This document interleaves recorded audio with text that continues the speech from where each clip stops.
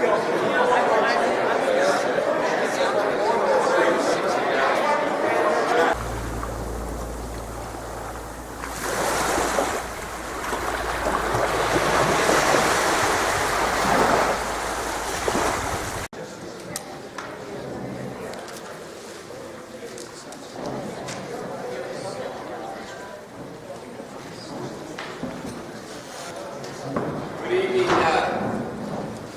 evening, everyone. Welcome to Braintree Town Hall. My name is Joe Sullivan. I am fortunate to serve as Braintree's mayor. We are also the host community of this, what is the Senate whistle-stop tour. I believe this is the fourth one of 8 that they will accomplish throughout the state. Obviously, a distinguished panel of public officials, senators, state senators throughout the state, led by the Senate President Stan Rosenberg, who is here as well. So we welcome them and we welcome all of you here to Braintree Town Hall. I want to note there are a number of town councils here from the Braintree Municipal Government. Councilor Tom Bowes, our Council President, Councilor Sean Towers, Councilor Steve O'Brien, Councilor John Mulaney, and there are some other local municipal officials. Billy O'Donnell, Norfolk County Register of Deeds, is here, as well as Becky Haw, Weymouth Town Council and neighboring community. Julia Fredericks, I know, is here from Senator Elizabeth Warren's office as well. And my planning director, Christine Stickney, is here. My sole assignment here is to welcome you and to turn it over to State Senator Brian Joyce, who represents 8 of the 12 precincts here in the town of Braintree, along with Senator John Keenan, who represents the other 4. But in addition to that, I just want to express appreciation to the members of the Senate who are here. Having served in the lower chamber, otherwise known as the House of Representatives, I know firsthand the work that the State Senate does in terms of their role in our Constitution, their promotion of vital issues that are important to the Commonwealth. And I think tonight is a great opportunity in terms of a level of transparency that the Senate comes to Braintree and comes to other communities as opposed to requiring all of us to go to the State House. I think this is democracy in action. It is a promotion of public discourse, and it allows all of us to have a few words to offer in terms of some recommendations that I know members of the Senate will listen to.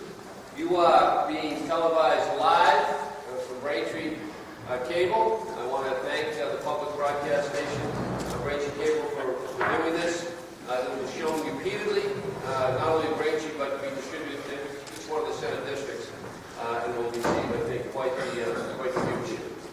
So again, welcome to Braintree. We're a historic community. We'll celebrate our 375th birthday on May 13th with a public open house. That's our incorporation date. And we'll have a piece of cake from Montilios, and you're all invited back to share in that celebration. And so I turn this over to our State Senator, Brian Joyce, who will moderate this panel discussion. Again, welcome. Thank you very much. It is an absolute pleasure to be here. My name is Brian Joyce, and along with my friend and colleague, John Keenan, we have the pleasure of working with your extraordinarily capable Mayor, Joe Sullivan, and the councilors here in the town of Braintree. And this is the 4th of 8 Commonwealth conversations, so-called. An idea that came from Senator Mike Rodericks from Westport, that we would travel throughout the state and listen. So the format tonight is going to be, if those of you who want to speak haven't already done so, please sign in. In the back there are sign-in sheets, and we're going to invite people to come up to the podium. It's not a question and answer. You really don't want to necessarily hear from us. We want to hear from you. And so it's an opportunity to comment. And if you're part of an organization, please identify yourself in the organization you represent. And if you're part of a group, just have one person speak rather than having 2 or 3 people say the same thing, so everyone gets an opportunity to be heard. By necessity, we're going to keep a very strict 2-minute limit, because we do want everyone to have an opportunity to be heard. So with that, what I want to do is start with my colleagues down at the end with Senator Goby. If she could introduce herself and, I don't know if you know. That's okay. Ian Goby from Worcester, New Hampshire, and Middlesex. Wonderful to be here. It's 28 towns in Central Mass, and thank you for inviting me to Braintree. Glad to be here. St. Arlene, North Middlesex, Arlington, Billerica, Burlington, Lexington, and Woburn. Karen Spilka, the second Middlesex and Norfolk. It's the Metro West, the first 4 towns of the Marathon. It's easy to remember. And then it swings south for some more towns. Thank you for having us. Mike Rush, I represent the Norfolk and Suffolk District, Boston neighborhoods of West Rock Street, Rosendale, Hyde Park, Jamaica Plain, Norfolk County towns, Dedham, Westwood, Norwood, Dover, and Unita. Great to be here tonight. Hi, John Keenan representing the great town of Braintree, also the great city of Quincy, and the great towns of Abington, Rockland, and Holbrook. So I mentioned I'm Brian Joyce. I come from Milton. Early in my career, I used to pretend that I rooted for a tie between Milton and Braintree on Thanksgiving. I actually do the Milton. I have Braintree, Milton, Randolph, Canton, Avon, Stoughton, Sharon, Easton, East Bridgewater, and West Bridgewater. I'm Stan Rosenberg, and I'm from Western Massachusetts. I represent 24 communities in Hampshire, Franklin, and Worcester counties. Bob Hedlund representing Weymouth, Hingham, Hull, Cohasset, Situate, Marshfield, and Duxbury. Michael Rogers from Westport. I also represent Fall River, Somerset, Swansea, Freetown, Lakeville, and Rochester. Will Brownsberger, and I represent Boston from Back Bay out to Brighton, and then I also represent Watertown and Belmont. Good evening. I'm State Senator Bruce Tarr, and thank you for welcoming us to Braintree. I represent 17 communities in the northeastern part of the state. I'm the minority leader of the Senate, and my hometown is Gloucester. So I failed to mention, along with John Keenan, Representative Mark Cusack as part of our delegation. I also wanted to mention Stan Rosenberg is the Senate President, for those of you who don't know, and as Bruce Tarr mentioned, he's the minority leader. We enjoy a very good relationship.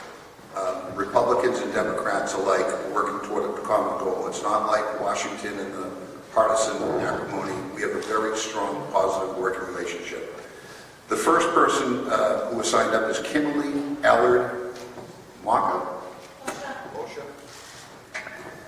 And followed by Brian Melise and Paula Yorkis. You're on deck. Thank you very much. I appreciate the opportunity. Again, my name is Kimberly Allard Mosher. I'm a realtor. I'm a business owner here in Braintree. My office covers areas of the South Shore. I'd like to thank you for coming this evening and for the opportunity to speak to you. As the 2013 president of the Massachusetts Association of Realtors and the 2006 president of the Plymouth and South Shore Association of Realtors, I would like to take this chance to share with you briefly one of our issues that has quite an impact on both the real estate industry and our economy as a whole. Our association has filed legislation to assist homeowners who have recently experienced foreclosure, short sale, or loan modification. And by that I mean, for example, if you have a home that's currently worth $200,000, you may find yourself in a position to owe more than it's worth. So, for example, you may owe $300,000. If you were to experience a short sale or foreclosure or some type of loan modification, the debt forgiveness in that example would be $100,000. Under current state law, these individuals, in most instances, will owe state tax on the amount of the forgiven debt. Yes, that's correct. It's considered phantom income.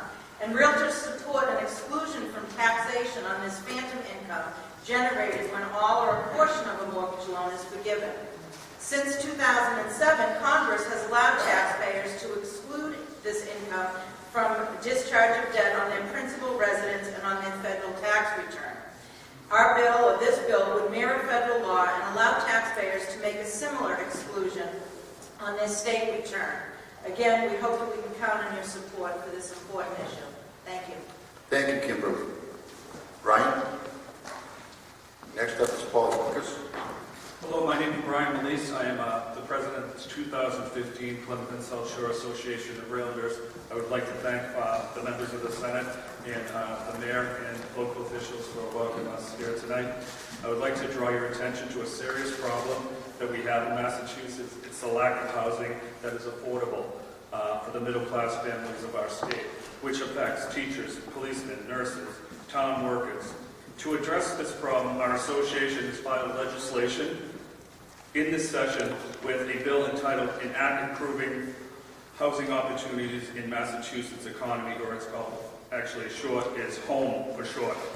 Due to the insufficient housing stock, potential homeowners in Massachusetts will face increased housing costs. We need more homes, but unfortunately there are barriers to housing production contained in the state zoning laws. Some provisions in our home legislation would include easing the production of cluster development housing, allowing in-law apartments by right, easing dimensional variance burden, and allowing multifamily housing construction by right, and approving special permits by the majority vote. We hope you'll support the legislation of the Home Act. Thank you so much. Thank you, Brian. Paul? Good evening, and thank you very much for having this event and with all series of events. My name is Paul Yorkis. Karen Spilka happens to be my friend and state senator. I would like to address two issues very briefly. One, the Massachusetts Association of Realtors has introduced legislation for several years to try and encourage the reduction of copper theft and other metals from homes. The Massachusetts Association of Realtors is very concerned about building communities and preventing communities from being torn apart. And when a home loses its copper or other metal, it definitely harms the community, it harms the seller, and it harms the buyer. And it's not an issue that's only an urban issue, it's an issue across the Commonwealth. I live in Medway, and I have represented both buyers and sellers who have been negatively impacted because of that theft. Second point I would like to make is that Senator Spilka introduced a bill, docket number 962, which deals with charity license plates. The current requirement is that charity license plates require 1,500 paid applications. This bill proposes reducing it from 1,500 to 750. Why is it important? Noah Berger from Mass Budget today released a study which says 1 in 7 children in our Commonwealth is experiencing poverty. And that's just, from our perspective, unacceptable. A license plate bill allows people who want to make a donation, in our case, to address housing, hunger, and homelessness. So we strongly would encourage you to try and move that bill forward, and thank you very much for your time. Perfect. Thank you, Paul. So I want to call up Vicki Allen, Beth Ann Strollo, and Jamie Lever. And I want to mention that we've been joined by the District Attorney, Mike Morrissey, and by Governor's Counselor, Bob Jubenville.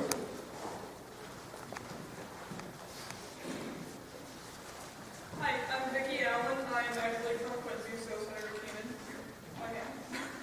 I am an intern currently with the Massachusetts Bail Fund. I'm not sure how many people realize in the state of Massachusetts, the law is that people are supposed to be released on their own personal recognizance, but oftentimes people are held on bail, says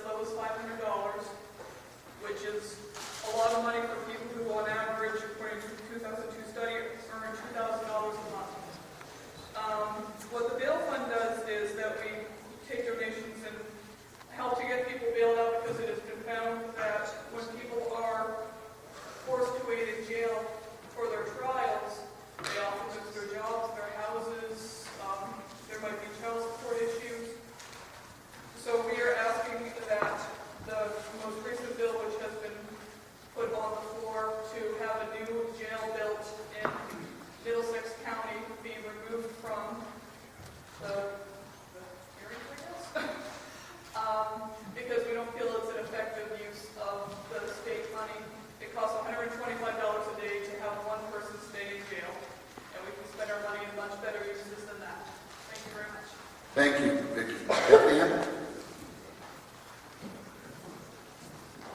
And after Beth Ann comes Jamie Lever, and then we're going to go to Maggie Shively.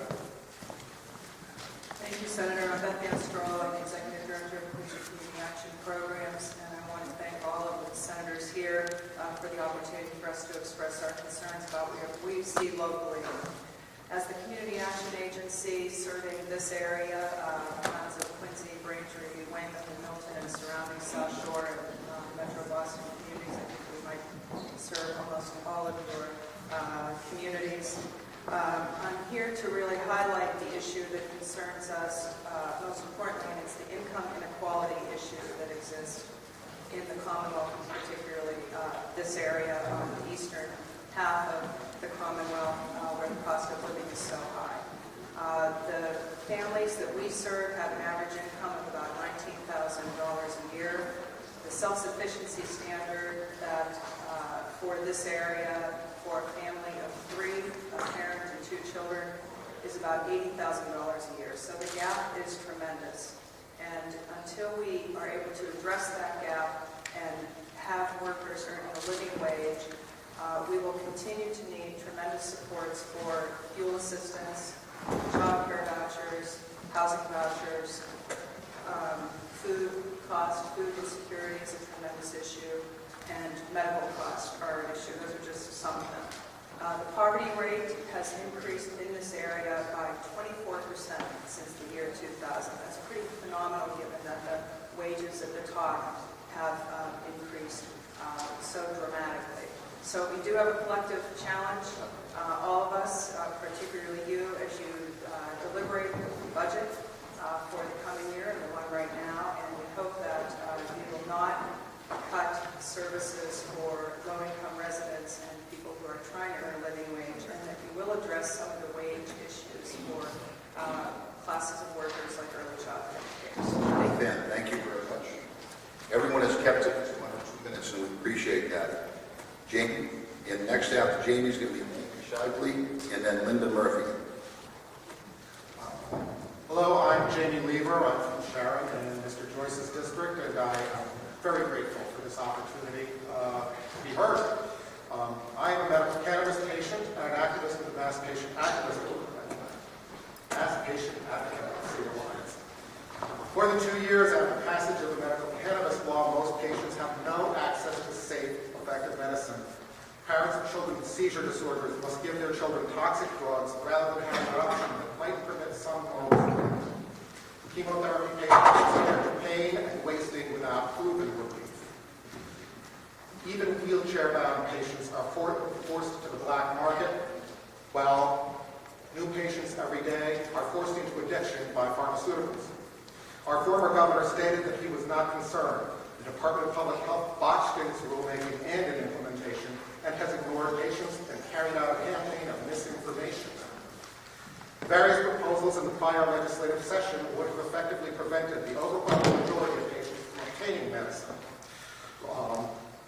They might have required patients to undergo treatments that their doctors do not approve, prevented renters from using medicine in any form, or slipped in taxes on medicine as a budget writer.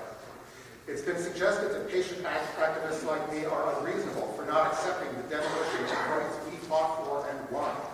I say the unreasonable parties are those who lost at the polls and now expect to reverse the vote. The legislature now has an opportunity to rectify some of these problems. HD 1502 corrects some of DPH's errors and omissions and clarifies that patients have some basic civil rights. For over 2 years, Beacon Hill has been unresponsive to voters and patients. I beg you to align with the voters and rapidly approve HD 1502. Thank you. Thank you, Jamie. May we hear from Maggie Shively. And after Maggie comes Linda Murphy. Hello, as just mentioned, my name is Maggie Shively, and I'm here tonight representing the Coalition for Social Justice, and we thank you for the opportunity to speak with you this evening. The Coalition strongly supports the Family Medical Leave and Temporary Disability Insurance Program bill that has been filed by the state legislature. The Federal Family Medical Leave Act, created in 1993, provided families with 12 weeks of unpaid protected leave to care for family members. While this was a step in the right direction, we still have 40% of Massachusetts workers who are still excluded from this job-protected leave if they work for companies with fewer than 50 employees. And there's still no provision for a paid leave. 12 weeks without an income for many families is an extreme hardship and is not a financially viable option, especially for low-income, single-parent households whose expenses go up during these 12 weeks, while at the same time, the weekly income has disappeared. Serious personal and family emergencies touch each one of us at some point in our lives, and are even more devastating when we have these obstacles in front of us and no way to care for our family members. The paid family and medical leave legislation sponsored by Senator Spilkart and Representative Gordon will help with this dilemma because it will provide 12 weeks of protected time to care for and bond with a newborn, a newly adopted or new foster child, or a seriously ill or injured family member.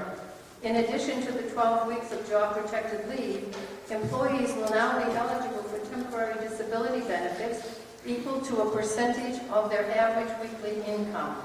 Employees earning the least money will receive the highest percentage of their weekly income. This is very progressive legislation, and it will assist the most needed people in Massachusetts. For those with a temporary, non-work-related serious illness or injury, this bill provides 26 weeks of protected job leave. Unforeseen circumstances happen to each of us, from the joys of Maggie, I'm parenthood. very sorry. I was selected because they think I'm the meanest person on this panel. I'm done. Thank you. Thank you so much. Next, we're going to hear from Linda Murphy and then Pauline Panati. Hi, I'm Linda Murphy. I'm from Situate, and I'm here with 3 other members of the Mass Coalition to End Puppy Mills. It's just a grassroots group of people trying to raise awareness to consumers that no matter what they tell you in the pet stores, those puppies almost always come from cruel puppy mills.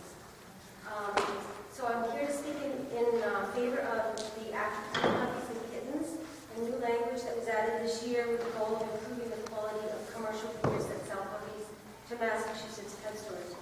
And this is really important because USDA that regulates these commercial breeders operates under regulations that are just bare minimum survival standards for the dogs and subject them to treatment that almost no one would ever consider humane. 188 dogs living in a building where the odor of ammonia from urine was so strong it burned the inspector's eyes. A dog with scabs and dry blood on her neck where the chain collar was embedded. The collar could not be removed due to the skin having grown in and on the limbs. These conditions were found in breeders known to supply Massachusetts pet stores. Is it reasonable to conclude that these breeders who could do this would ever be kind and responsible? But the truth is that the inspection reports don't matter that much because the reality of commercial dog breeding is so shockingly cruel. These breeders would never be profitable. They continue to feed and house all their dogs over the years. These facilities can have anywhere from 30 to 700 dogs. After a miserable life in a cage, used-up feeding dogs are destroyed like disposable manufacturing equipment. Sometimes unwatered dogs are shipped to dog auctions and sold to breeders who try to buy them cheaply and squeeze as many more litters out of them as possible before they die. Dogs are not livestock. Dogs are part of our very definition of family. In a perfect world, Massachusetts would ban the sale of puppies and kittens from commercial breeders, as many cities and towns Thank you, across the Linda. country are. Thank you so much. We really have to be strict in the 2 minutes. I just realized, I think the speaker before you, Maggie, I think is a nun. I think I cut off a nun. I'm afraid I'm going to burn it. Next we have Pauline Connaughton, followed by Stephen Hittner. Mine's going to be very short. I actually had something else here to say, but and I've never spoken around people before, so all I ask is if you see if any bill crossing your desk regarding like animal rights, circus animals. Sorry, I wasn't going to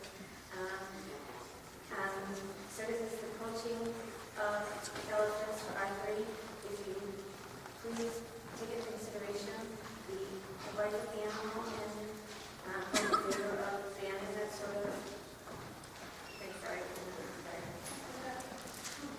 Thank you. Next, we're going to hear from Stephen Hittner. We have two folks, I'm not sure if they've crossed their names off, Jean Lawton and Sylvester Fortes. And then also after that comes Amy Whitcomb-Stenberg. Yes, sir. A few years ago, then Governor commissioned a committee to study the child custody laws of the Commonwealth. The committee came out with some recommendations for a bill, and the bill is sponsored by Senator Goby. The bill is SD 1061. I urge you that when you see the bill get a bill number, that you vote yes for it, and thank you very much. Thank you, Mr. Hittner. Jean Lawton may have crossed her name off. Yes, I was going to say. So, okay, thank you. Sylvester Fortes. Same name. Thank you. Amy Whitcomb-Stenberg. And after Amy is going to come Sandra Linsky from Cultural Services. Good evening. I'm Amy Whitcomb-Stenberg. I'm the Executive Director of Healthcare for All, and so appreciate this opportunity to speak to members. Thank you, Senators and Representatives, for this listening tour, Mr. President. I am the Executive Director of Healthcare for All. Our mission is to create a more consumer-centered healthcare system that provides accessible, culturally competent, high-quality care for everyone, and we pay attention to the most vulnerable people among us.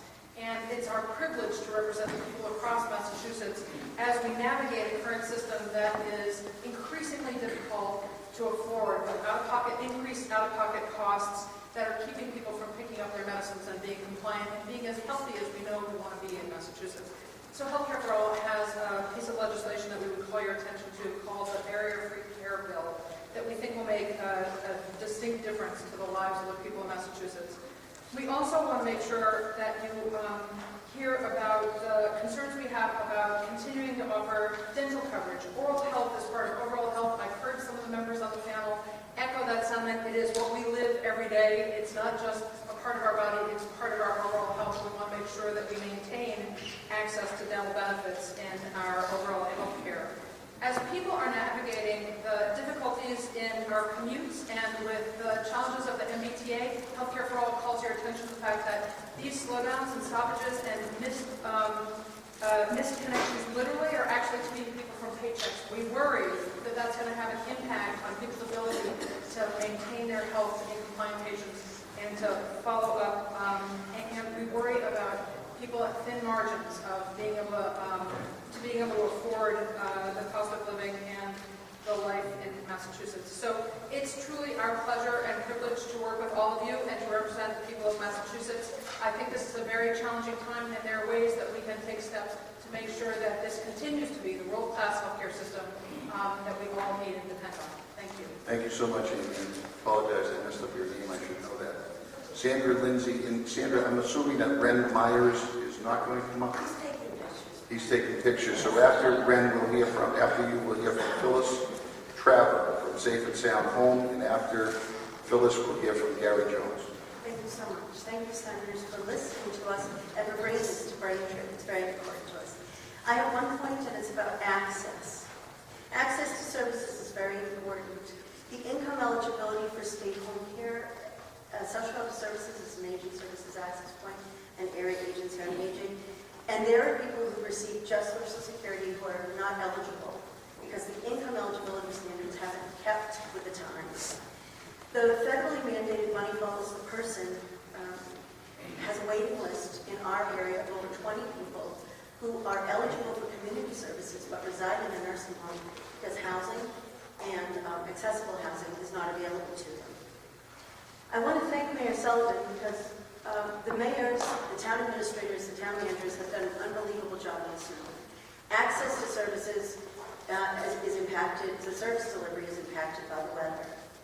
And to deliver Meals on Wheels, sometimes people's only substantial meal, has been very difficult for us and other ASAPs. Our particular 11-town catchment area has been hit very hard by snow.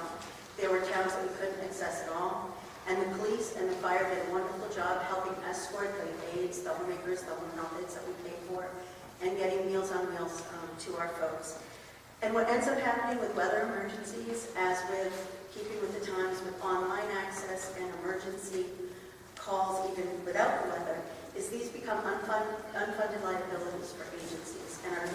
Carlton-Foss are greatly impacted. Thank you so much. Thank you, Sandra. May we hear from Phyllis Trevor? I'm Phyllis Traber. I'm from Roxbury, and I'm an environmental consultant who measures and reduces electromagnetic fields to improve the health of my clients. And I'm here to voice my support for the smart meter opt-out bill HD 3553. The World Health Organization has categorized pulse radio frequencies, which are those with the kind that are used in smart meters, as a class 2 carcinogen. There are now thousands of studies that are documenting the serious health effects from this type of radiation. In fact, there are countries that are warning their citizens and protecting hospitals and schools from this type of radiation. In the U.S., we currently have no safe threshold established for a constant low-level exposure to this type of radiation. I think one could realistically conclude that there is not enough evidence to support the safety of this kind of radiation if we were forced to be subjected to it 24/7. With all the documents out there indicating potential harm, we should not be comfortable inflicting it on everyone, especially newborns, autistic children, elderly, and immune-compromised adults. At the very least, the smart meter opt-out bill allows families to try to protect themselves if they so choose. I would go one step further. I think it's prudent to question the entire smart meter network. If you opt out of your own home, you could still be harmed in a densely populated area. If you add privacy and security issues to the public health risk, I would say, how can one ignore these concerns for an economic benefit that has yet to be demonstrated? So please support the opt-out bill and join the international community in respecting the potential dangers of this kind of radiation. Thank you. Thank you very much. We have Gary Jones, former representative from the Beacon Leadership Foundation. John Keenan, I don't know if you're going to be speaking. So after Gary, then will be Debbie Sokolar. I hope I said that correctly. From Quincy. You can tell I'm a former legislator because I'm not interested. I'm not, handling the mics. The old mics are stationary. But I'm here to represent a foundation that I founded when I retired.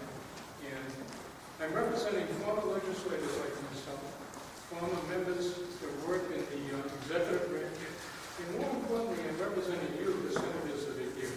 And I want to thank you for this opportunity to be heard by so many senators. And the purpose of our foundation is to archive memories of people in the legislature and the executive branch. And we've been doing it for several years with very limited resources. And we don't appreciate our own history. And I, as a former legislator that got elected on a fluke, and I'm the first to admit it, I was, very fortunate to run as a Democrat in the Nixon backlash. And I understand that when you go and run for the legislature, it's not a closed door. We live in a society where so many doors are closed to people. We have an open process. We're an open process when people can, it doesn't matter what your background is, if you work in public service and you're willing to campaign, you have a chance to get elected and be part of the process. It's completely open and it's democratic. That kind of history and the kind of accomplishments that come out of the legislature deserve to be preserved. And no one is doing it except us. Other states, they have local history projects that do preserve this. And being an old-time legislator, I actually prepared something that I was going to pass out. And Senator, if I have your permission, if I could, it was very brief, and I'm used to not going on the internet, but I'm used to passing stuff out. It's a brief description of the foundation, but I want you to keep in mind former legislators, current legislators, and more importantly, we want to encourage, one of our missions is to encourage young people to see if we can get elected, so can they. Thank you so much, Gary. So these distinguished men and women with whom I have the opportunity to serve, they do have a proud history, and 3 former Massachusetts state senators, just like us, went on to become presidents of the United States. John Adams, who came from Braintree, not Quincy, Senator Keenan. John Quincy Adams, and Calvin Coolidge, currently represented by the Senate President Stan Rosenberg. Debbie, please join us. And after Debbie will come Sandy Eaton. Thank you. My name is Debbie Sotolar, and I live in Quincy, where it's now obvious that hospital closings need urgent attention from legislators. Most important, I hope that you all will work with Senator Tarr, who has long advocated legislation, now Senate docket number 1888, I believe, on hospital stabilization because of the concerns about saving hospital and hospital care. I have in-laws and I've followed that for a long time. His bill calls for DPH to analyze every year which hospitals are needed and which are at risk of closing or of cutting needed services, and to work preemptively to preserve needed hospitals. That could have made a big difference in the case of North Adams and Quincy. The bill also creates state receivership authority for hospitals, which we currently don't have, like the HMO receivership tool, which gave Charlie Baker and state government time to get Harvard Pilgrim back on its feet 15 years ago. There's nothing like that for hospitals. He also came to expand the state distressed hospital fund and consider raising Medicaid rates for community hospitals. Without state action, for example, Lynn may soon join Quincy as the two biggest cities in New England without hospitals. Since Quincy Hospital closed, some neighborhoods are now scarily far from a hospital. An ER without ORs and an ICU upstairs is not enough. Further, many hospitals were full during the recent snowstorms, a sharp reminder of the need for surge capacity. Finally, for-profit chains now control 1/5 of Massachusetts hospitals. They could abandon us at any time. So we must let more be converted. Thank you so much. May we hear from Paul Owenstein about from Sharon. And after Paul comes Emily Dos Santos. Thank you, Senator Joyce. Sandy from Quincy, representing the South Shore Coalition for Human Rights. And my topic is health care or the lack thereof, taking a slightly different angle than the prior speaker. I retired a couple of years ago from the bedside after 50 years taking care of patients, and went through the agony of Quincy City Hospital, Quincy Medical Center closing. As someone who is involved in the fight to keep that hospital open, I want to acknowledge Senator Keenan and the role of many of our legislators and other elected officials. Just a couple of things I want to point out, and that's that it didn't, well, anyway, I'm going to look forward. I'm not going to say it didn't have to happen, it didn't have to happen. And I'm going to say that the status of healthcare in Massachusetts is so bad, we have to ask, why did we have to rely on a for-profit outfit to maybe give us a shred of hope that it would keep our hospital open? The reliance on the marketplace, which at least dates back to 1991, Chapter 195, the regulation of hospital finances, and has been reinforced every single session almost, where legislators who have a special role to protect patients did not effectively intervene. I heard an elected official, no one present, no one in the legislature, recently state that we're not in the healthcare business. We're all in the healthcare business. More than 50% of the healthcare dollar in Massachusetts comes from taxpayers' pockets. So we all have a responsibility to straighten out the system. I'm going to speak specifically to some pieces of legislation that have been introduced. I don't have bill numbers yet, just docket numbers, but I'm not going to use that.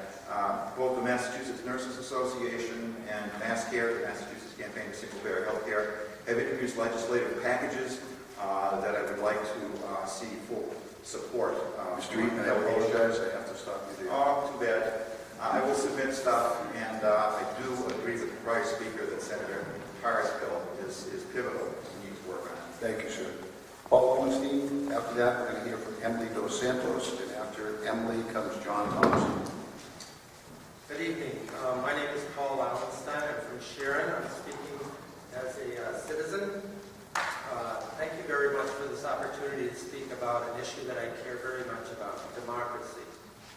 Yesterday, New Jersey voted to call for an Article 5 Amendment Convention, joining Vermont, California, and Illinois in an effort to fix our broken democracy by getting big money out of politics. Recent Supreme Court decisions in the cases of Citizens United and McCutcheon opened the floodgates to massive campaigns, fundraising, and spending. We need a constitutional amendment to restore government of, by, and for the people, rather than well-heeled special interests.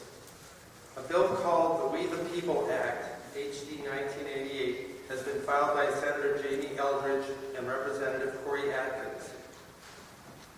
This bill has 81 co-sponsors, including some of you. Thank you very much for your support in the House and the Senate. Passing this bill would have Massachusetts, the birthplace of American democracy, join the other 4 states in calling for an amendment convention. I am here tonight to request that this bill be brought to a vote as soon as possible. Thank you very much. Thank you, Paul. Emily Dos Santos. And after Emily comes John Thompson. And after John Thompson, Deborah Carter. My name is Emily Dos Santos, and I'm a resident of Quincy, Massachusetts. I'm also a member of the 1199 SEIU and a registered nurse at Boston Medical Center, which is a Ditch Hospital. I'm a working person who understands the need for an economy in Massachusetts that works for us all. I hope you will consider the following important issues as the Senate sets its priorities this year. We applaud the legislator for passing the highest minimum wage in the country and will work with you to ensure strong enforcement of the new $9 minimum wage. And as important, the Earn Sick Time ballot initiative that passed overwhelmingly. However, many of the members of my union are working full-time, making less than $15 an hour, and need more help. State policies must address our top issues. Everyone who works a full-time job should be able to earn a living wage, enough to provide families with at least the basics. We need affordable health insurance options for all low-income workers, and we need your support for the right of workers to organize and for a labor union. In addition, we strongly oppose cuts to basic state services. We must resist the urge to cut our way to a balanced budget, but make real investments that will grow our economy. Our state government should invest in and do more to make child care, early childhood education, and higher education more affordable, invest more in public transportation, support a lot more high-quality workforce training programs so people can improve their skills and get better jobs. Finally, we need to make sure that wealthy people pay their fair share of taxes so that we have the money we need to make these important investments. 1199 members stand ready to work with you to achieve a Commonwealth that works for all of us. Thank you for your leadership in advance, for your support for the Fight for 15 and the Labor and Working Families agenda I have talked about today. Thank you. Thank you, Mr. Santos. Next, we're going to hear from John Thompson. And then after John, I believe it's Deborah Cutter. Good evening, everyone. Thank you, and also I want to thank you for the donation of your time to conduct a meeting like this. I want to talk about 2 things, material items and some spiritual items. Under the material item, we're having a financial difficulty facing the Commonwealth. I would suggest we look at the current laws. For example, do we need governor's council? I say no. Do we need a lieutenant governor? I say no. Under another example of current law, I attended a wedding in Alexandria, Virginia, and there was a bottle of wine left over. So when we left, they said, here, take the wine. I took the wine, walked outside, put it in my pocket, and went back to the hotel. In Massachusetts, you have to put the wine into a package, which costs extra money and time for the establishment. On the spiritual side, this is a democratic state. However, when you look at the status of the Democrats, you wonder, why didn't we elect a Democratic governor? Part of the trouble with the nominating committee, it shouldn't have the 15% rule because that eliminated some very good candidates that probably would have made a difference. Look at the citizenship. When people register, they do not enroll as a Democrat or a Republican. They register as unenrolled. Why? Look at the House. It seems that a House Speaker has to have legal and ethical problems to obtain that position. Then the newspapers were mentioning that they closed sessions to the public. Why aren't they open? This is a public agency. There should be openness for the public agency. Unfortunately, our state and town committee members... Thank you, Mr. Thompson. I apologize. You're out of time. Okay, Thank you, sir. Deborah Cutter, I've not seen. Is she here? Okay, please. And after Deborah, if you could make your way up, Jean Childers, and then Melissa Juarez, so that we don't have delay. Thank you.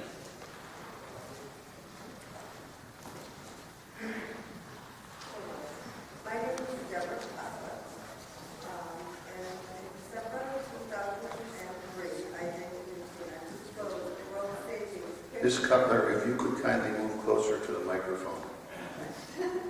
World Savings Bank pay mortgage, which is now considered to be unlawful. In 2011, I faced design foreclosure action by Wells Fargo Bank based on default that never actually existed, and their own records prove that the payments were fulfilled. I proactively pursued accounting resolution, which was unsuccessful. Subsidized modifications facilitated by high-appointed agencies in reality did not have the authority to finalize contracts, change of terms, contracts. Legal defense is not accessible due to intentional misrepresentation, and bank oversight commissions told me that they were not able themselves to identify legal jurisdiction in which to raise my claims. Wells Fargo Bank refused foreclosure prevention resolution required by misconduct consent orders. I was denied proper right to cure procedure, and I now face very unjustified home displacement and loss of my entire investment. Thank you for allowing me. Thank you for speaking, Ms. Cutler. May we hear from Jean Childers. After that is going to be Melissa Juarez, and after that will be Louise Grabowski. Childers, I'm sorry. Thank you. Thank you all for giving us the evening and speak. I kept hoping I would see another non-person here because speaking is my special thing. But that's what I am a member of, and I am representing the affiliate of women. It's nice to see your shop. I've visited your house, and it's nice to have you come down and see us. Can you speak into the mic? We can't hear you. Thank you. I haven't done it yet. NAMI is an acronym for the National Alliance on Mental Illness. 1 in 4 families we hear are touched by mental illnesses, and that stays constant in every population and worldwide, although it isn't a well-understood set of disorders. It's the organ that goes bad where nobody brings you a casserole. We look the other way, we're uncomfortable, we don't want to deal with it. Well, I'm a family member, so I have to deal with it. NAMI, for nearly 50 years, has been a support and education and advocacy group of family members who do help one another to get through a rather complicated set of procedures and care practices that are pretty tough.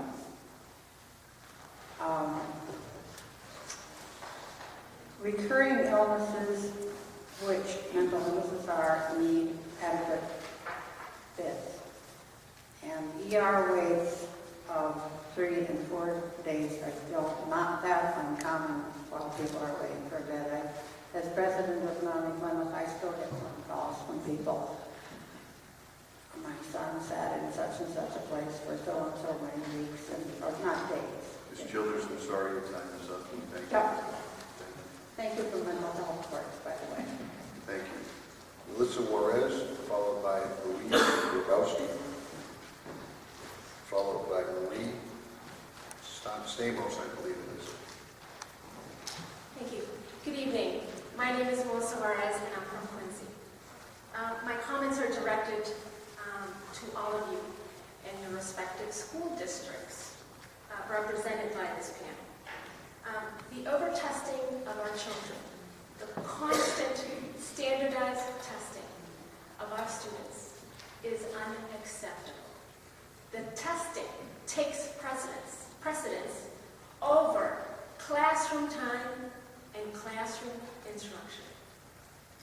The PARCC test and the Common Core standards are not needed in this Commonwealth because we had the highest standards in the country. The implementation of the Common Core standards were adopted by you. Well, not all of you. Some of you weren't elected when that vote was taken. Before parents and educators really knew what they were, and with virtually no public debate involved. Boy, but now we know what the standards involve, and the shortcomings are extensive.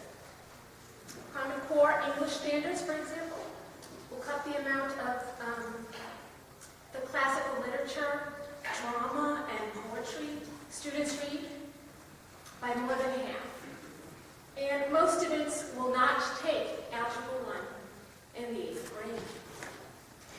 I'd like my elected officials to advocate for the interests of parents, teachers, and students, rather than to rubber stamp everything PARCC, the Mass Business Alliance for Education, Pearson, the Gates Foundation, feed us under the label of college and career ready.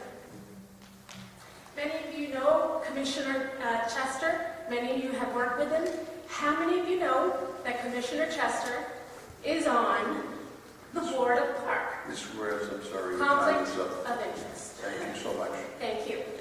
May we hear from Louise Grabowski, again followed by Maria Stamos, and then John Culminate.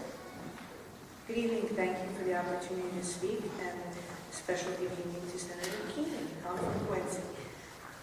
I would like to speak on two things. The first is the Long Island Bridge, and that's a Boston and Quincy issue. There are many wonderful social services that have taken place in the island, including homeless shelter and detox center, treatment centers. The bridge has been closed, and there's a possibility of you being asked to allocate funds for a bridge or other transportation. And I would just like to express my belief that the 90 million or so that we're talking about would be much better spent to create just top-notch programs and housing within the city of Boston or nearby where people live, instead of being shuttled back and forth from Boston to Quincy. And as an added bonus, there'll be a fossil fuel savings. The second issue is, some of you may know, is WESRA. It's the Wind Energy Siting Bill that has been before the legislature since 2009. It is basically strips communities of the right to control the location and operation of wind turbines, and it has failed in the legislature since 2009, and it's up again under HD 1615. And I urge you to oppose this bill. Any attempts to create a statewide siting or any attempts to bypass the authority of the legislature, because this would be through statewide agencies, and any attempt to weaken local control, which is really the crux of this bill. And I also urge you to oppose any attempt to curtail the rights of the wind turbine neighbors. And that's part of local control. And this is about not anti-turbine, but pro-neighbor. And some of you know the issues of noise being experienced by turbine neighbors when they're placed too close. Thank you, There are Mr. issues. Rosenberg. Thank you very much. Thank you. Ms. Stamos? And John Cullinane is next. After John Cullinane comes Sean Aylward. My name is Marie Stamos. I'm a realtor. And I'm going to sound a lot like her. I have great interest, of course, in private property rights and home ownership and people remaining in their homes. And I've become involved with the wind turbine issue. And I have found that there are many issues here that really have to be addressed by you. And once you address them, then we can do anything we want. Westford, as far as I'm concerned, is something that should not happen until after you do health research, noise impact, noise pollution research, property value research, if you will. There are more and more studies coming out and letting people know just how the impacts of industrial wind turbines on us. And by setting them too close in the wrong places, you're basically doing harm. I consider it to be a regressive, not aggressive technology. It's archaic. And we have so many more things. You've got intelligent people that can create. And you cannot tell me wind turbines are the best we can do. They've destroyed everything. They've destroyed habitat, huge tracts of land, viewscapes, you name it, it has an impact. And basically, I'm going to put this together so that I can involve something, including the bills. There are 9 of them. Westford cannot go through until you address all of this. You cannot put Westford on the books. So that's it. Thank you very much. Thank you, Ms. Stamos. Next, we have John Cullinane. After John comes Sean Aylward. After Sean comes Lily Wang.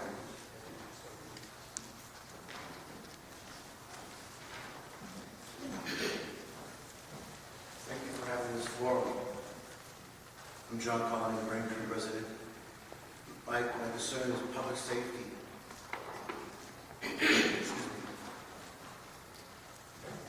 I hate to see elderly or young kids who have to walk in the street when there's snow on the sidewalks. And it really breaks my heart seeing it. 2 years ago, I was hit by a car while on the crosswalk here in Braintree. I have titanium in my leg. It grips my heart to see a young kid or an elderly walking in the street when they're walking on the sidewalk.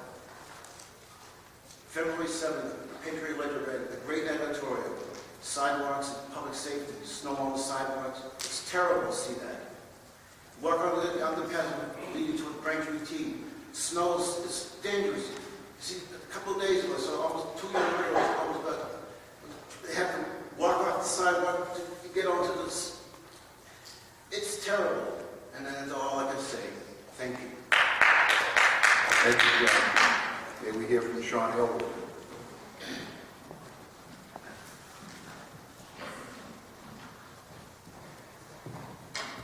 First of all, I'd like to thank you all for being here. I know the challenge is putting such a group together on one particular evening.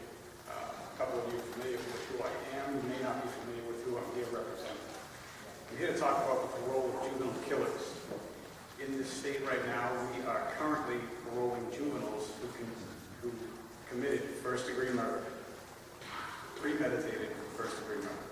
My sister, Beth Willie, was a victim of one of these juveniles, the ball is now in his court. He can call for parole whenever he's ready. Last year, you all voted on a bill in July that left retroactivity off the table. What you've done is you've addressed the next juvenile killer.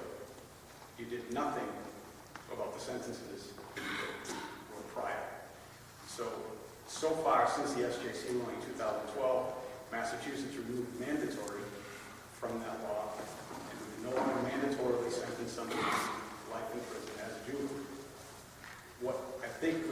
room left in this bill, we can clean it up a little bit, maybe polish it a little, is there should be clear separation between violent offenders and non-violent offenders.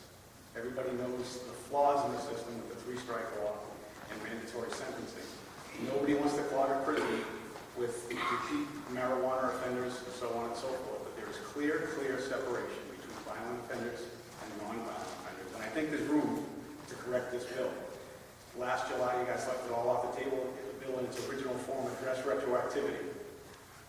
And I think there's still room there. So please, when you see it this year, take further consideration.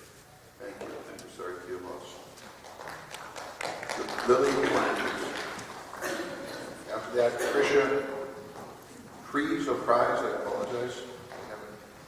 And then Maureen Kulik or Kubek.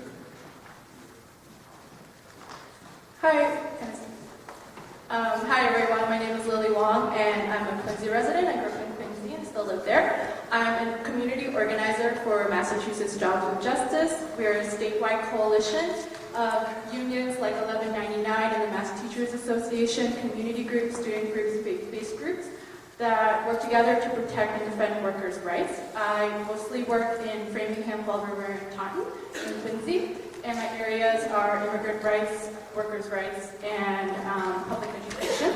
So we've had some historic victories this past year, like a Raise Up campaign that increased the minimum wage and passed earned sick time through the ballot initiative, and the historic passage of the Domestic Worker Bill of Rights. But in Quincy, especially in the South Shore and across Massachusetts, we see worsening income inequality and the need to support working families and middle-class families like mine. And so there are a couple of bills that we are working on in collaboration with many unions and community groups that I'd like to call for your support if you haven't become a co-sponsor already. That's the Fight for 15 bill, Senator Wolf's Act SD 852, an act to establish a living wage for employees of big box chain stores and fast food restaurants, which would slowly increase their minimum wage to $15 an hour. The Family Medical Leave Campaign and the Pregnant Workers bill that would protect families so that they wouldn't lose their jobs in case they got sick or pregnant or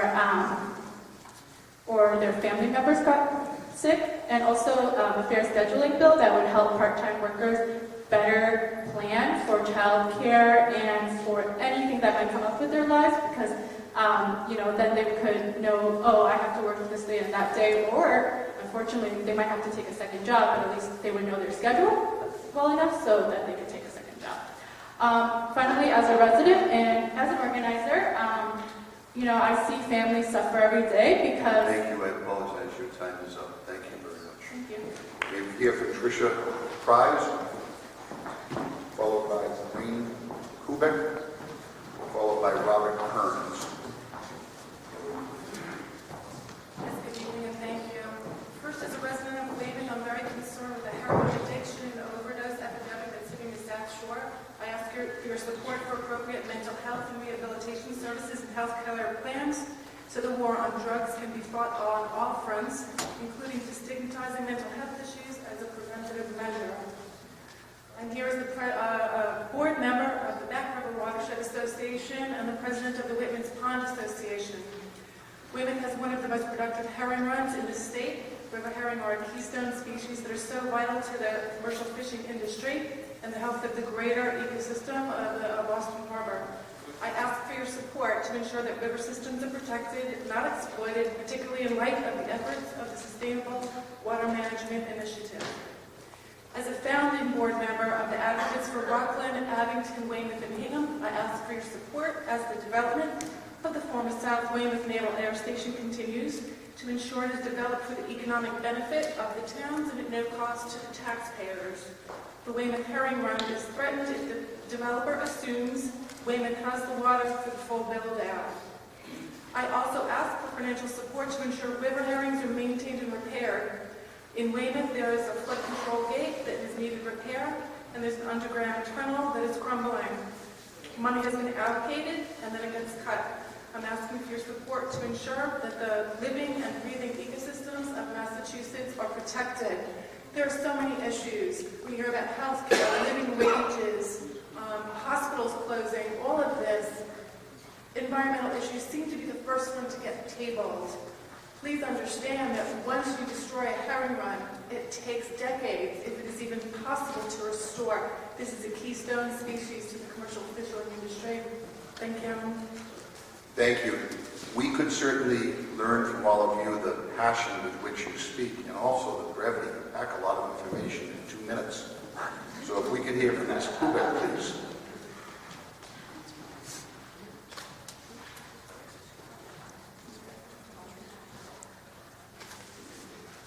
Good evening.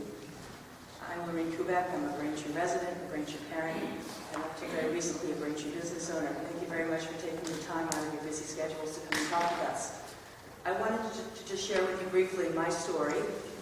I'm talking with you briefly as someone deeply and personally impacted by mental health issues and the lack of mental health medical parity. I am also a victim of domestic violence, which in my opinion is an issue of mental health. I have a child, 2 minor children, one of whom was born with mental health issues, and I, as a former business owner, have intimate knowledge of purchasing health insurance.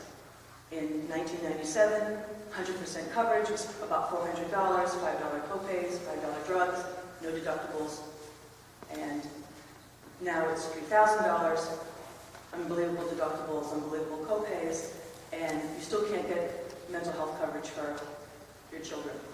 My son was hospitalized, and now he has mental health coverage because he has mass health through a disability waiver.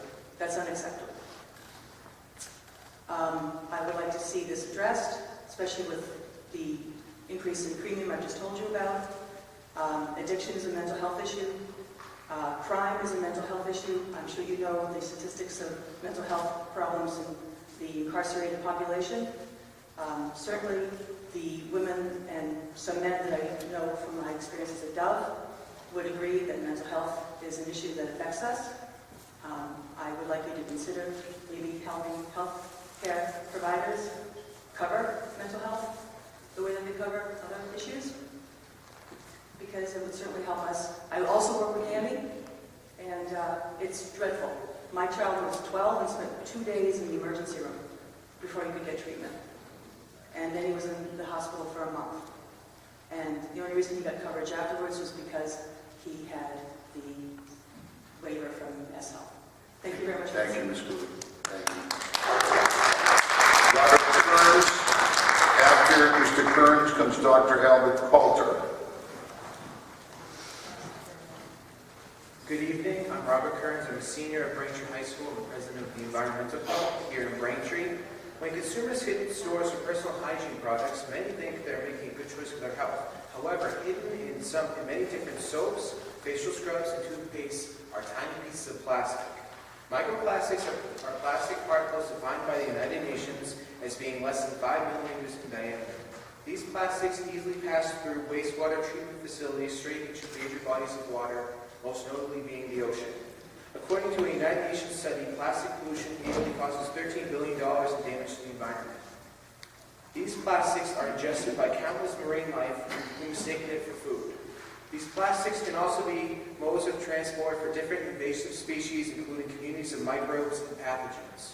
Tourism is one of the largest industries in Massachusetts. According to a study by the Massachusetts Office of Travel and Tourism, tourism amounted to $29.3 billion in spending and supporting more than 280,000 jobs in 2013 alone. People come to our state to visit our wonderful coastline and beaches and eat our excellent fish and shellfish. We cannot risk this essential part of our economy by using microplastics. Not only are these plastics a risk to nature, they are a risk to humans. Studies have shown that microplastics have been found inside of fossil species. Not only are people at risk of secondary exposure from consuming contaminated food, people also are at risk of accidentally consuming microplastics from different toothpastes. The Illinois legislature worked together with the cosmetic industry to draft legislation allowing the industry to use natural substitutes such as sea salt and ground up fruit pits that have the same exfoliating benefits as microbeads. Massachusetts should follow their lead and institute a ban on plastic microbeads. Thank you very much. Thank you so much, Mr.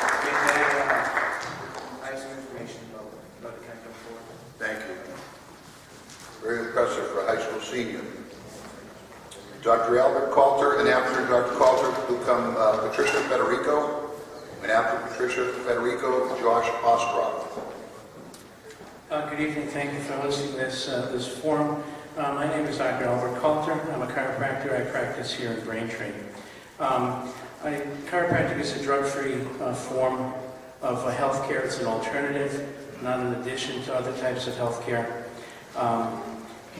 It avoids the use of drugs and other more expensive type treatments and testing.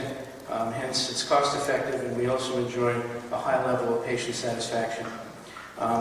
We all know about an opioid epidemic that we have in the Commonwealth, and not only is it a heartbreak for families, but it's a stress on all our budgets. Addictions frequently begin with legally prescribed painkillers that are abused, lead to street drugs, and it's really particularly troubling for young athletes.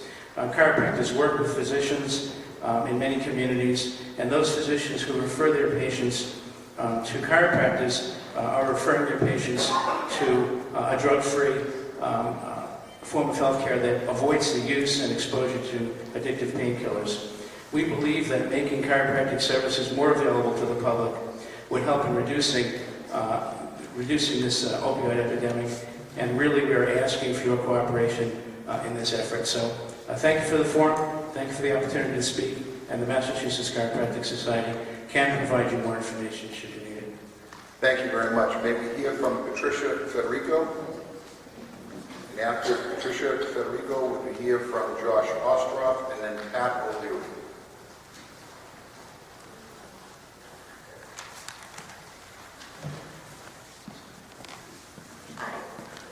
I would like to thank the Academy. I would like to thank you all for listening and, most importantly, for taking action to help our great state. I really am proud to be from and live in Massachusetts. I feel we have and continue to be at the forefront of forward thinking. We are a state built on being in tune with our citizens' needs. I therefore want to take this time to keep fresh in your minds the devastating epidemic known as the foreclosure crisis. Just because the media has almost completely stopped talking about it doesn't mean it's not still going on. I've been dealing with my own private hell in this matter since 2008. The foreclosure on my family home, my childhood home, has overtaken my life. Both of my parents fell ill. They, like way too many people, refinanced to help pay medical bills and became victims of a predatory subprime loan. The interest rate shot up to 10.5%.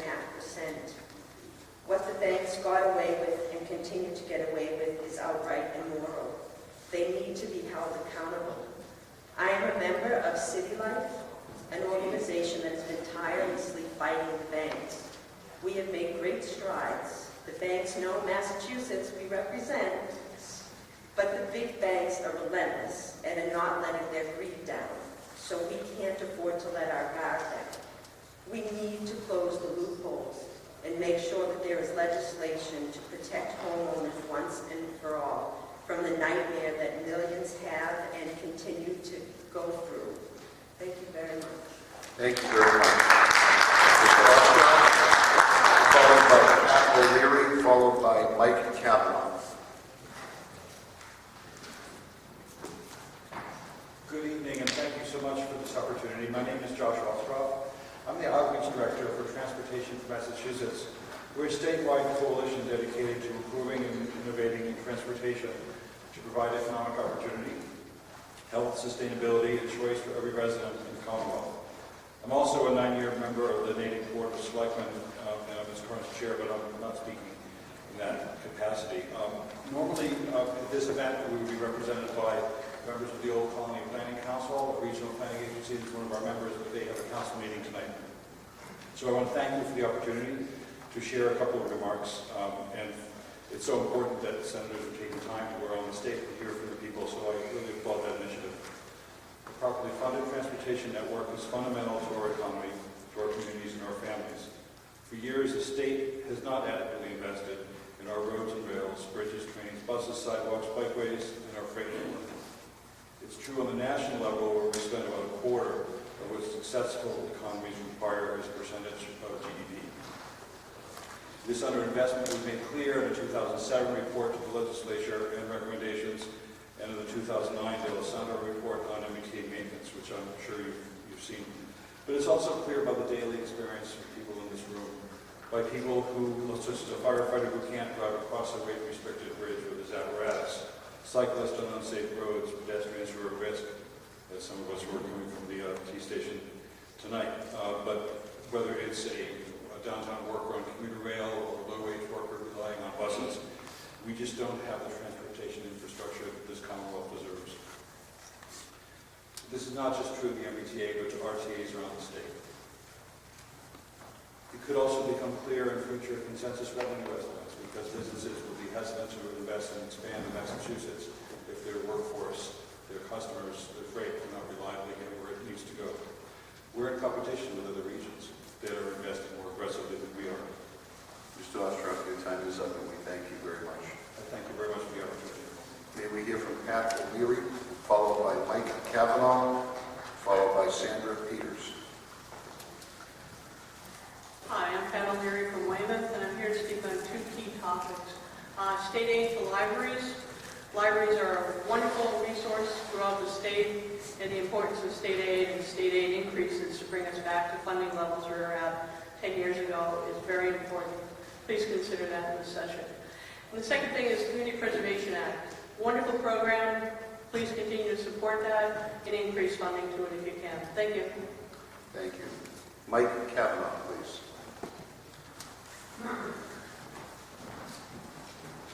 Hi, I'm Mike Cavanaugh. I'm a Braintree resident. I'm also a member of Sustainable Braintree, and I'm a father of two. I'm here to just talk to you quickly about anthropogenic climate change, also known as global warming. There are a lot of local threats that we face due to global warming.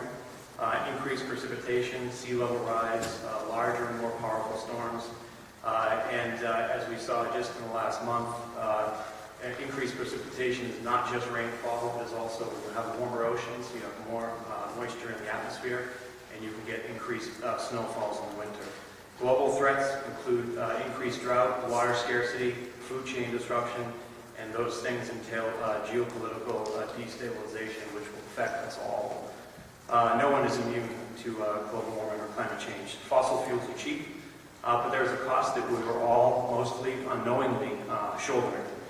We need to become more aggressive in reducing our dependence on fossil fuels and increasing the research, development, and implementation of clean and renewable energy sources. I would appreciate your support of doing that going forward. Thank you. Thank you. Sandra Peters, please. And after Sandra, if anybody else wanted to speak and didn't have an opportunity, we have a few minutes left. I'm Sandra Peters. I'm from North Weymouth, and I wasn't expecting to speak tonight, so I don't have a chance to speak prepared. I want to thank you for this opportunity to address my concerns. I'm here because I'm scared. I'm a pedestrian, a bicyclist, and a driver who uses Massachusetts roads. And I'm concerned about public safety. I want to respectfully request that you, and especially those who are on the Joint Committee on Transportation, to introduce or to continue to support legislation banning the use of handheld cell phone devices while driving.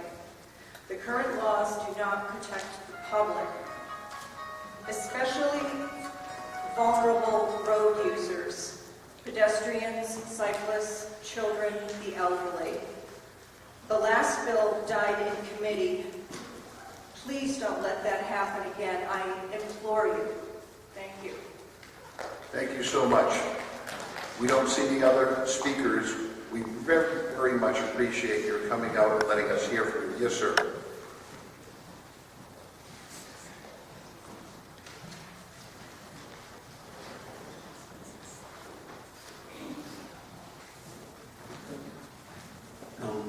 Good evening, ladies and gentlemen. My name is Gene Bradley. I'm here with the CHG, the Coalition for Social Justice. It's kind of like amazing because I get with that. just come up. But the more I hear from you people, I think it's amazing. First of all, I'd like to thank all of you for coming out and talking to your constituents, taking your time. I think it could have been better than that, especially so freezing out there. So my point is that I'd like to talk about two things. One of them is job market, which is something that the coalition for social justice is trying to work on now. What I mean by this is that as of right now, I mean, I think I heard somebody was talking about that there's a bunch of people, I mean, you know, who do some like crazy things, especially juvenile. I mean, I'm not saying that not every, I mean, if somebody would be about shouldn't go to jail, but there's different types of consideration. That if somebody do something that doesn't really bad, meaning like for that person to go to jail for so many years, I think you guys, we have the body to make some legislation to come up with different like that. If someone just get caught with like a little spot of like marijuana or something like that, I don't smoke, I don't know anything about it, I think you guys can come up with a plan. Instead of like sending that person to jail, you can come up with different programs. Meaning like instead of like taking that money where you're gonna have to take care of that person to jail, why don't you guys invest that money in education? Invest that money in a program, you can then like give that child or that person a different way of seeing life instead of like put that person in jail, investing like over like $40,000 like for 1 year in jail. And what that I would like you guys to consider is like education, so especially for community colleges. As of right now, I'm about to graduate from the community colleges, so the more money you guys put on that, the better chance you give people like me and other people out there. So if you guys can come up with something like to invest in that, make sure that any child, not just, you know, I'm from Brockton, not just in Brockton or Queens or any part of Massachusetts, so you can put money out there so people who do not have too much money to go to school will have a different of doing it. So I would like you guys to give that into consideration, put some money for education. Thank you, sir. And I want to just thank my colleagues who have traveled some great distance. Senator Ann Goby, who comes from Spencer. I can't see. Senator Ken Donnelly from Arlington. Senator Karen Spilka from Ashland. Senator Mike Rush from West Roxbury.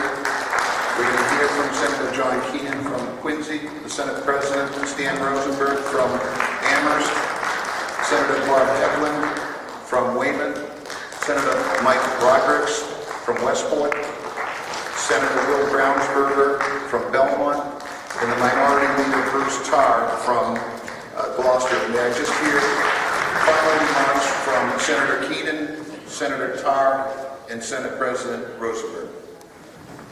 Thank you, Brian, and I want to thank all of you for coming out this evening, and I want to thank all my colleagues for making the trip here. And first off, I'd like to thank the people who put this together. It's pretty easy for us. We kind of show up. We showed up this morning at about 7:30, quarter of 8, we got on a bus, and went throughout the different areas of Senator Rush's district, Senator Hedlund's district, my district, and Senator Joyce's district. And that would have been possible without the work. I know in my office of Kristen Grazioso and the people who work in the offices of the other senators, they really did a great job, and I'd like to give them a round of applause.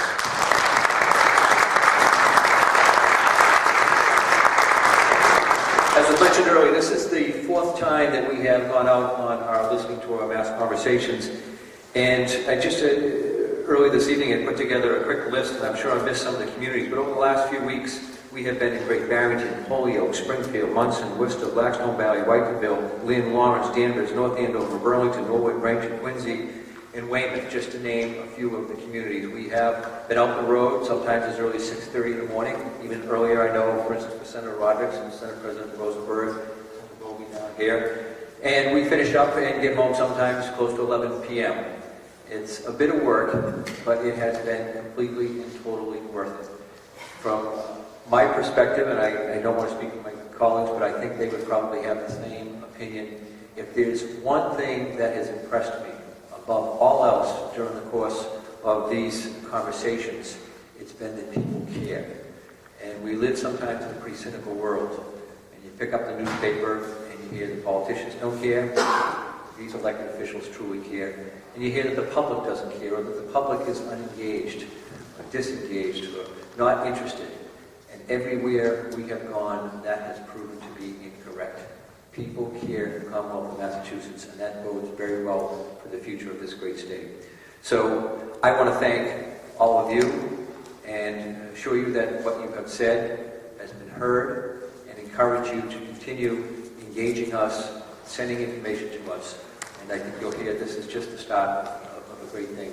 We truly appreciate it. Have a good night.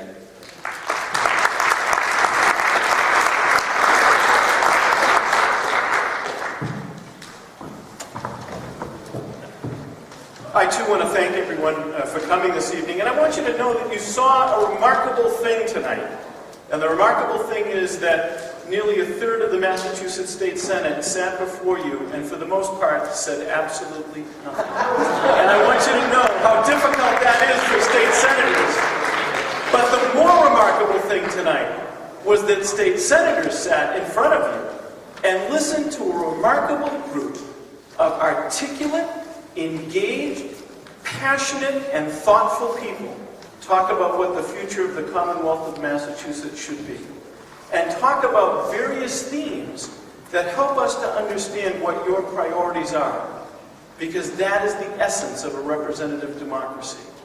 We're beginning a legislative session where we have limited time and limited resources, and we could not be nearly as effective as possible without you helping us to target both of those things.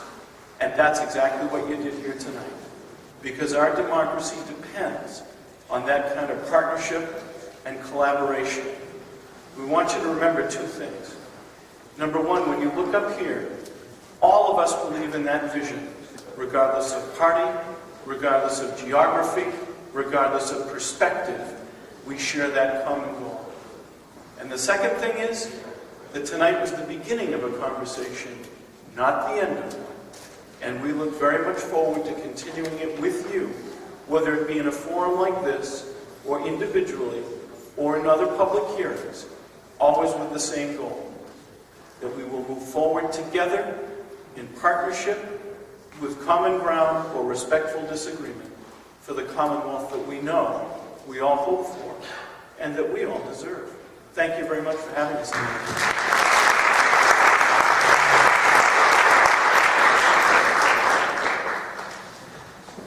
Thank you. If you won't mind if I stand, I'm sitting too long. I hate following that guy. He's so good. So first, let's thank the 4 senators from this region, Senators Joyce, Rush, Keenan, and Bob Hedlund, for bringing us together. They did a terrific job introducing us to this region, but also note that the majority of the members sitting up here are not from this region. And this is by intention. We wanted to get out and learn about all parts of the Commonwealth. Every member of the Senate serves either as a member of leadership or a chair of a committee. Our first responsibility is obviously, in a representative democracy, to represent the people who elect us directly, the 170,000 people in our districts. But as leaders in the Senate, because of the positions we hold, we also have to take a statewide perspective. In order to do that, we need to understand more about the whole of the state, not just our own districts. And so with this tour, we're having the opportunity to hear literally from hundreds and hundreds of people each week whom we would otherwise never have met, and being in places that many of us have never visited before. And so we hope that this will give us the opportunity to do an even better job in developing our priorities, our Senate agenda, and understanding that there are common threads across the Commonwealth, but that each region also has unique aspects that ought to be considered and reflected in the policies that we develop and undertake. And that we also recognize through this process that a lot of the best ideas that we will advance in our legislation are coming from people in the communities, in the neighborhoods, in boardrooms, in union halls, at the lunch counter, at our own families' tables. And so the point of this whole tour is to provide an opportunity to really engage the public in conversation with us so that we'll inform our work, and we will hopefully engage in really great policy development as a result of the experiences, the ideas, the problems, the dreams, the hopes that you have shared with us this evening and that we're hearing all across the Commonwealth. So thank you all very much for taking the time to come here this evening and to participate. If you got some other ideas that you didn't get to say tonight, go to our website, which is www.something. I don't exactly get it. But all you have to do is Google Massachusetts State Legislature, and you'll navigate yourself to our website and do the part that says /CC, and you'll be able to communicate directly with us.